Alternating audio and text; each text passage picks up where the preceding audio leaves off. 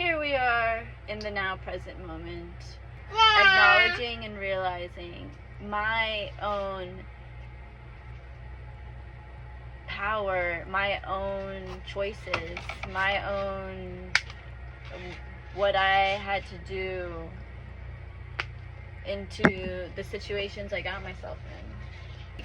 Say I want a cake, I want a cake, I want a cake, I want a cake. The cake arrives, and then I just throw it in the trash or let it rot and mold and don't appreciate the cake. And then I'm mad at the world because I want my cake. But the cake came. The cake was there. Was the cake appreciated and shared or eaten or whatever I wanted to do with the cake? Did I accept and receive and move on?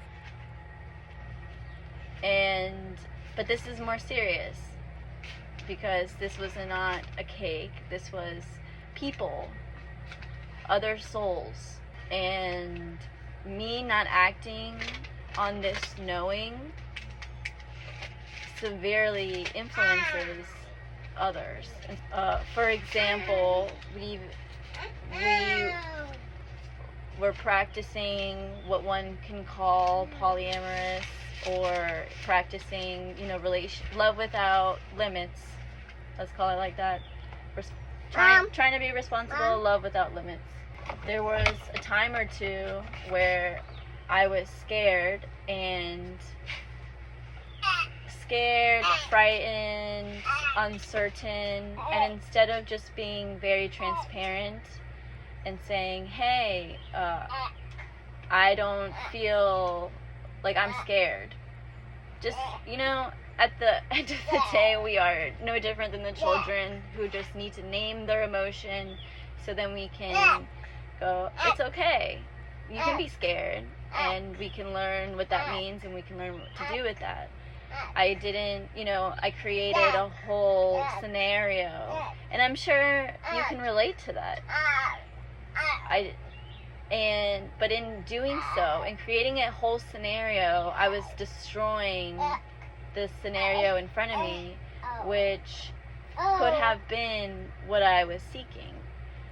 Okay, like we're these awesome souls, and we learn things that we take on that are not necessarily ours, like monogamy, right? And being in this freedom.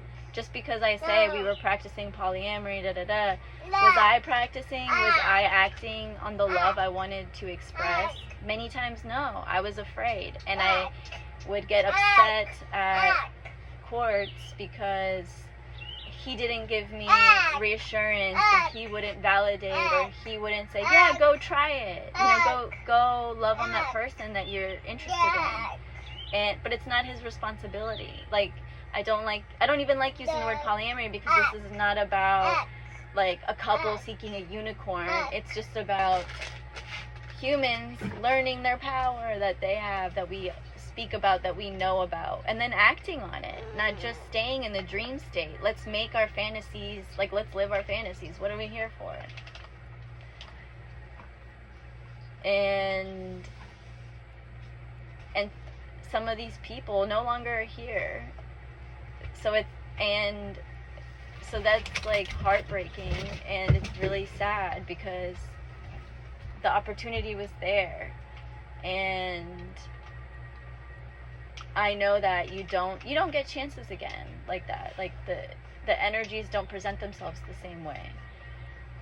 And to know that, especially after having a child, what we really need and what we really want and what's natural is to be supported by a community of beings and being loved on, because it's not just like one person. It's not just like everyone has like their task to do, but it's not just the dad and the mom. Like, it takes so many more to provide for the being that comes through and for the beings that are facilitating that. And I essentially isolated myself with my ignorant actions because I didn't sit and feel. I'm not gonna lie, I was smoking a lot of weed, and I was trying to, stay calm or whatever, instead of feeling my feelings and registering what they're saying. And triggers are nothing more than letting you know, hey, this is a new area. Are you down to go into the unknown? And you take yourself with you everywhere you go, so the unknown is really not that scary. And the unknown is where all the things that you want are. Now knowing this, how do I make amends? You know, like, I disappointed my really good friend Wendy. I told her, hey, your magic that you create it's as powerful as, like, how you live your life. And I'm kind of a hypocrite.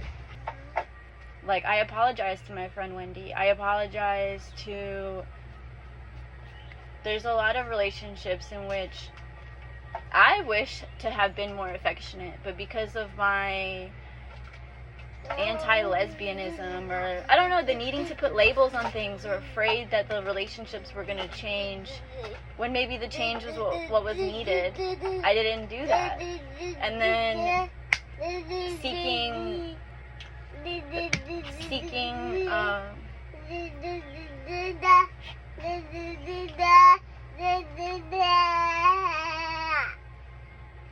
this is a famous example when our friend Sella came to visit, and it felt like the whole weekend we were throwing different projections and hiding in our egos instead of just all coming forward and exploring what could have been. And, like, when there's real feelings involved, like, what does that mean?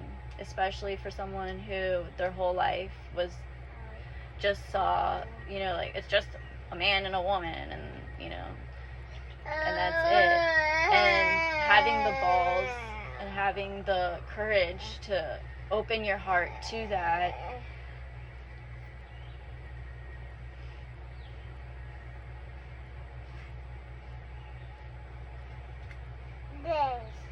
And I'm sorry to myself, I'm sorry to the people involved, because it's fucking hell living in the opposite of what your dreams are. It's fucking torture. And as someone who would go online and act like whatever, knowing the influence that we have in each other, like, that's the thing. I know the influence we have on each other. I'm not an ignorant person. I know the influence we have on each other.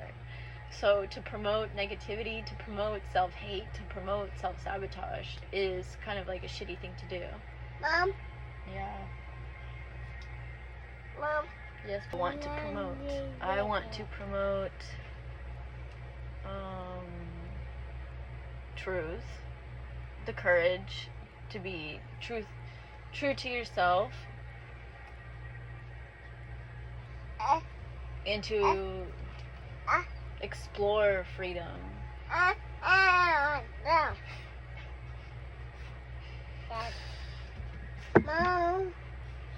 Mom?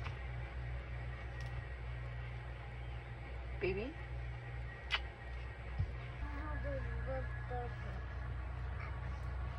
I would want to, yes, promote courage and freedom, and I take accountability of,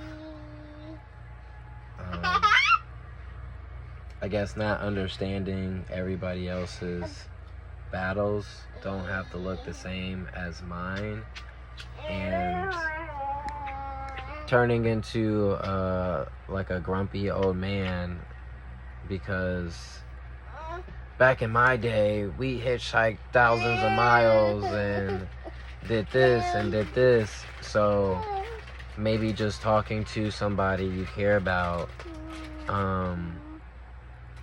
in my eyes at the time, seemed, I guess, remedial or not as difficult. In reality, respecting Luna's path and everyone else's path as their own, and encouraging that as if it was on the same level as all the things that I've done, because realistically, this is harder. Being in your truth, not only with yourself, in your own world, but with others, and speaking your truth and standing on it when other people might not take it well. And before, I would just pack my bags and go somewhere else. And once you start building community, that's not how you build your community. When you have a disagreement and you just pack your bags and leave, or put someone down and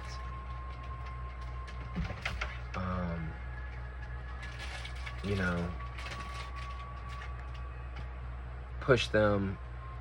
What I would deem pushing someone could actually be pushing them away, and understanding how hard it is for someone who hasn't, you know, everyone's just waking up and getting here on their own time, and me wanting them to be on a specific schedule and we're supposed to be here at this time, I believe prevented us to get wherever at any time, because we ended up going backwards instead of forward. So all the times where I said, oh, we should have been here at these months, and it's years later, and we, you know, energetically can feel further away.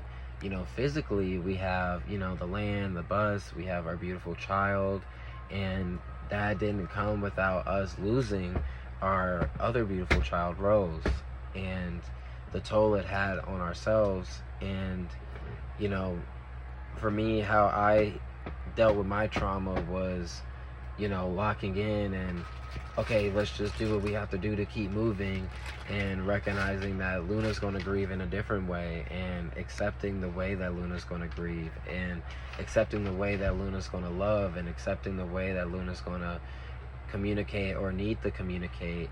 And I also didn't have to take things so personal. I felt when there were projections being thrown, I felt that the whole world was against me, instead of taking the time to go, oh, this isn't how someone really feels. This is, you know, someone's ego talking or their fear talking.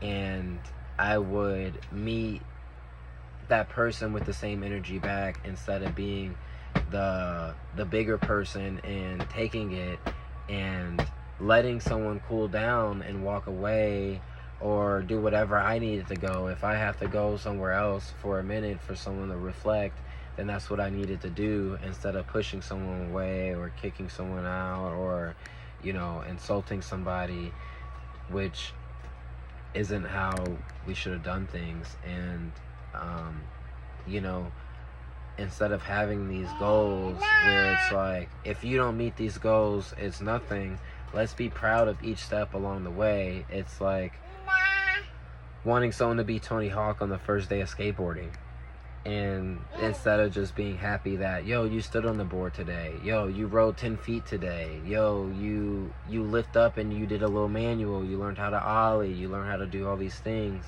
And I feel that pressure then prevents someone from even wanting to learn, because, you know, it feels like there's so much pressure to be this at this level that it takes the joy away from it. Because now, instead of focusing on the benefits of succeeding, we're just focusing on what happens if we fail.